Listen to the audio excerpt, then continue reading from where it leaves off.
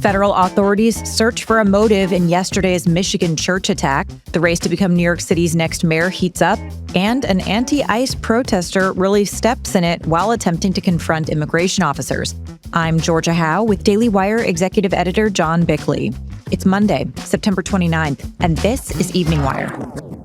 As authorities investigate the possible motive of the suspect in the Michigan LDS church shooting, the White House suggested he may have, quote, hated people of the Mormon faith. Daily Wire reporter Zach Jewell has more. White House Press Secretary Caroline Leavitt said on Fox and Friends this morning that the 40-year-old man accused of opening fire at a Church of Jesus Christ of Latter-day Saints in Grand Blanc appears to have been driven by hatred for Mormons.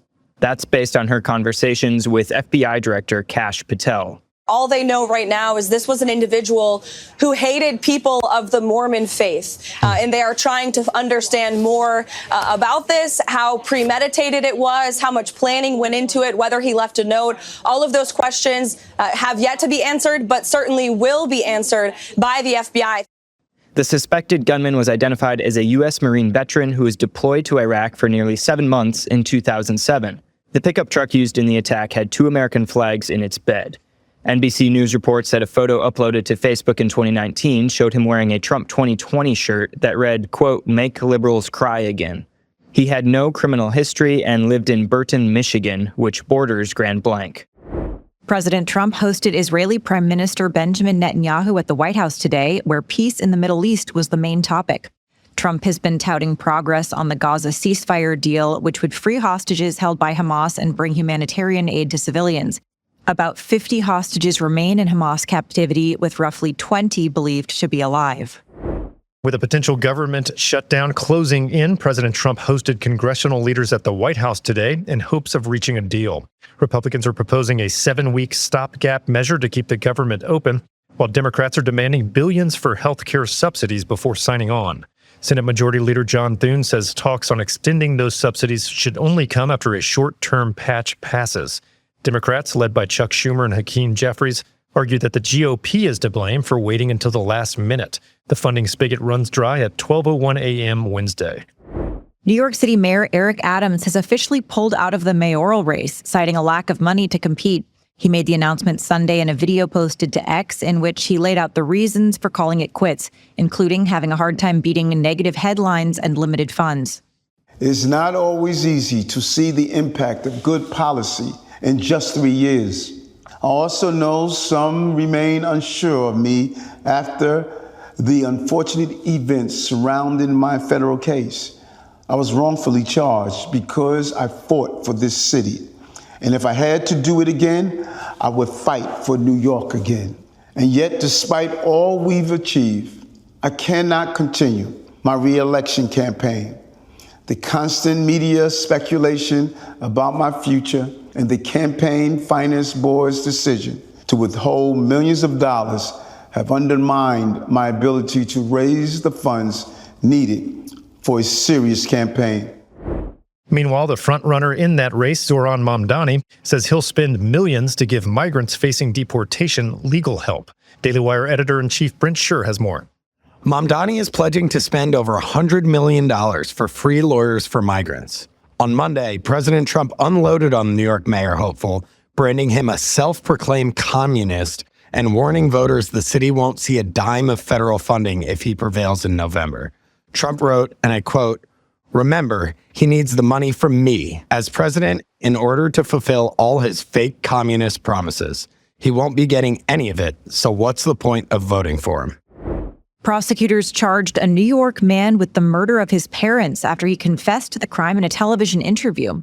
Police first looked into Lorenz Krause after authorities suspected fraud in his parents' Social Security payments. A cadaver dog located the bodies of Krause's parents last week in the backyard of their own home, where they were buried about 8 years ago. Police took Lorenz Krause into custody on Thursday after this moment on CBS 6 Albany. When it actually happened, when your parents died, did they know what was happening to them? Oh, yeah. And they knew it was at your hand? Well, yes, no one else's. In the interview, Krause said he killed them out of mercy to save them from the deterioration of old age. Krause has been charged with 2 counts of second-degree murder and 2 counts of concealment of a human corpse. North Carolina police have arrested a possible suspect after a deadly boat shooting in Southport. Daily Wire reporter Amanda Presa-Giacomo has the details. On Saturday night at around 9:30 p.m., a gunman fired from a boat toward the American Fish Company bar. A public information officer said that the shots came from a boat on Cape Fear River. 3 bar patrons were killed and at least 6 others were wounded. The suspect was first detained by members of the U.S. Coast Guard who saw a man who matched the suspect's description. He was loading his boat on Oak Island at around 10 p.m. Southport Police Chief Todd Coring has said that there are currently no additional threats to the community. Russia hammered Kyiv and other parts of Ukraine with 595 drones and 48 missiles on Sunday, leaving at least 4 dead and dozens wounded. Reuters describes it as one of the most sustained attacks on the capital since the full-scale war began. As has become the regular routine in recent weeks, Poland scrambled its fighter jets and closed airspace for 2 cities near the border in response to the attack. The attack lasted more than 12 hours, and President Zelensky says it damaged several civilian structures, including a cardiology clinic, factories, and residential buildings. The Pentagon is kicking the military-industrial complex into high gear. The Department of War is pushing for U.S. missile manufacturers to double or in some cases quadruple their output over the next 2 years.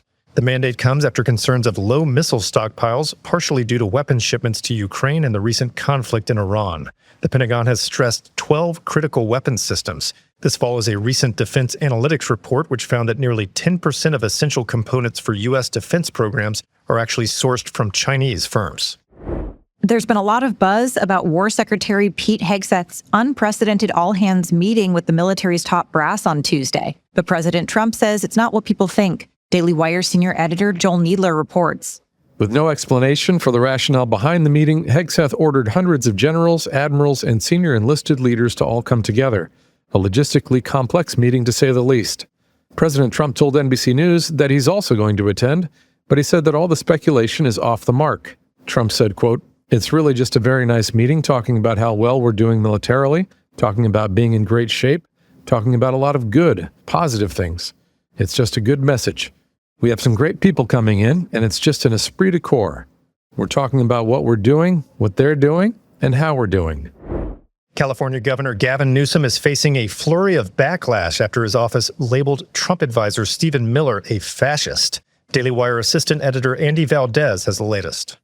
Miller himself responded to the designation from the governor's office, asking why they would post something so dangerous. Instead of apologizing, the staff doubled down, saying, quote, "Because you're a fascist." Donald Trump Jr. accused Newsom of deliberately inflaming tensions, while critics like Nancy Mace and Harris Faulkner warned the rhetoric risks inspiring more violence. Conservatives say it's part of a broader pattern, Democrats calling to, quote, "turn down the temperature," while their leaders use the same words found at the scene of political killings. House Speaker Mike Johnson shot down the suggestion that President Trump forced the indictment of James Comey. When CNN's Jake Tapper pressed Johnson Sunday whether it was acceptable on principle for a president to publicly or privately instruct their attorney general to prosecute a political opponent, Johnson rejected the premise outright. I'm glad you brought up the principle. That is exactly what's at issue here. James Comey lied to Congress. Okay, he took an oath. He said things to Congress that were simply not true. It's called perjury. A grand jury, a nonpartisan, non-biased grand jury that was assembled, looked at the charges and they agreed, they voted to bring an indictment of James Comey. Not President Trump, not the DOJ, but a grand jury. That's how our system works. It's a very important principle for us to apply that everybody has to subscribe to the law, even a former FBI director. And he has lots to answer for. And an anti-ICE protester made waves over the weekend, but not the kind she intended. In Upton, Massachusetts, a protester got out of her car to confront federal immigration agents who were conducting an arrest. But she forgot to put her car in park. Her vehicle rolled straight into a lake and then proceeded to sink. Well, that sucks. Look at this, Lucy. Her car got lost. ICE agents carried on with the arrest unfazed, while the protesters' big stand against immigration enforcement ended up underwater, quite literally. Great joke, guys. Those are your drive home updates this evening. To learn more about these stories, go to dailywire.com. And in case you missed it this morning, we covered some major stories, including the tragic attack on the LDS Church in Michigan, Trump sending troops to Portland, and the FBI's admission that hundreds of agents were in the crowd on January 6th. Thanks for tuning in. We'll be back tomorrow morning with another full edition of Morning Wire.